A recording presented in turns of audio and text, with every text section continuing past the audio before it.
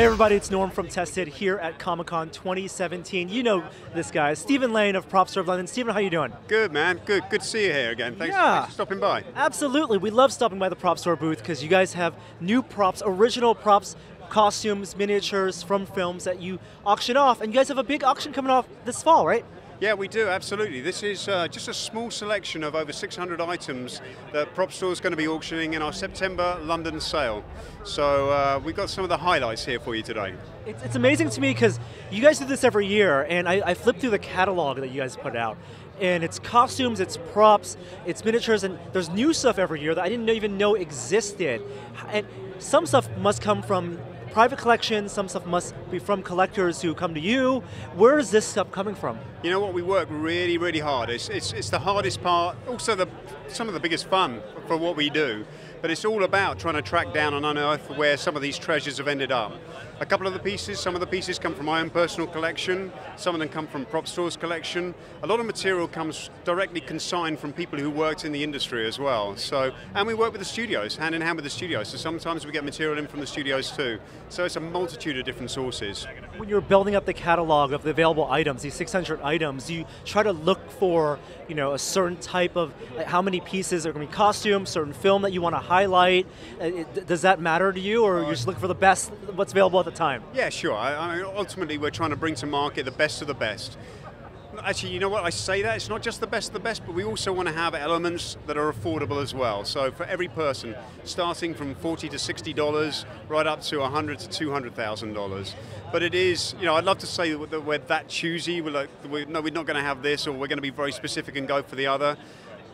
No matter what you're trying to do, we have to roll with what's available to us. So we're out there trying to source it, we're knocking on doors, we're speaking to people in the industry.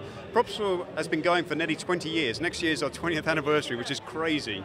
And so we built up this huge network of contacts, and we're constantly speaking to those people and trying to find out where this great stuff's hiding.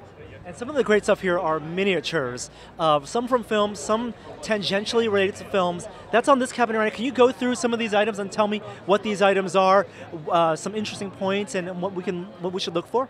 Yeah, sure, absolutely. Well, let's start down the end here. What we actually have is, well, actually, you know what? Do I need to introduce this piece? Damn, man, if you don't know what this piece is. So this is the Delorean, of course. This is actually from the Back to the Future ride. So it's not a movie one. It's as close as you're going to get, or a lot of people are going to get to the movie version. This was built by the Doug Trumbull effects crew. I believe that Spielberg had creative input into it as well. And millions of people went through that ride. I went through that ride tens of times. Every time I went to Universal Studios, we had to go and sit on the ride.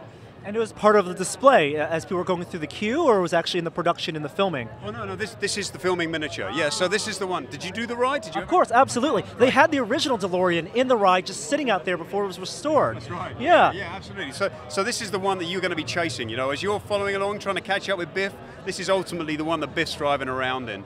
It's got lights, it's connected up with a motion control rig, it's fully detailed. I love it. I mean, I think it's just a beautiful, and it's a really manageable scale as well. Some model miniatures you get, you know, they're huge, they're a big step up from this, and actually the three miniatures that we have here sitting in the case are all very similar scales and really, you know, they're shelf size, aren't they? They're the perfect size.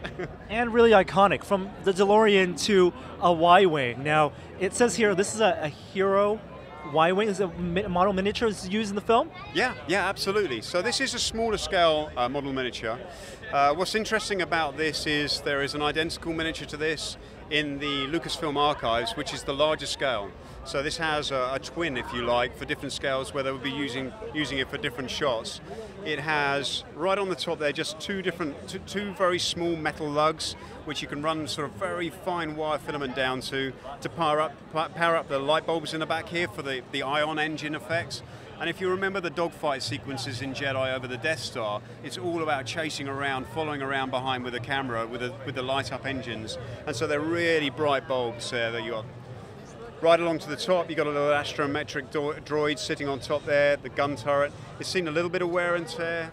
But what I love about this is the paint finish, the ILM work that they did on these model miniatures. You know, Lucas always talked about this sort of dirtied space, this used space environment, and this is synonymous with that. You know, you can see elements of that here. Awesome. And then from Star Wars to Aliens, a dropship miniature. Tell me about this guy. We've seen a few dropship miniatures over the years. This is the first time I've seen one at this scale. It's a smaller scale again.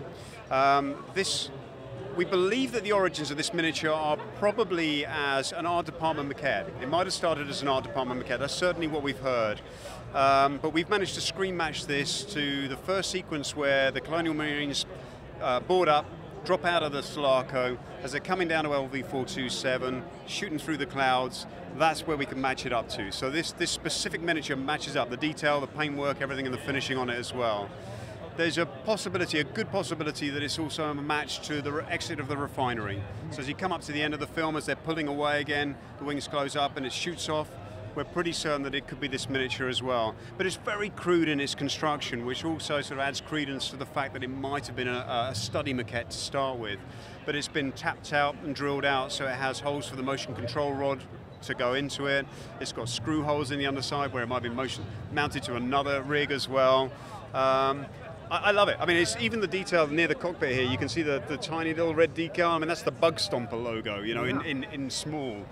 So it's got all the elements of it there. And again, you know, Aliens miniatures, you just don't see them come up. What are some of the other items here that you guys are going to have in the live auction that you're just excited to see in person yourself that were brought in by collectors that you want to give a shout out to? Well, I think Star-Lord's helmet we've got in the case right behind you here is a superb piece.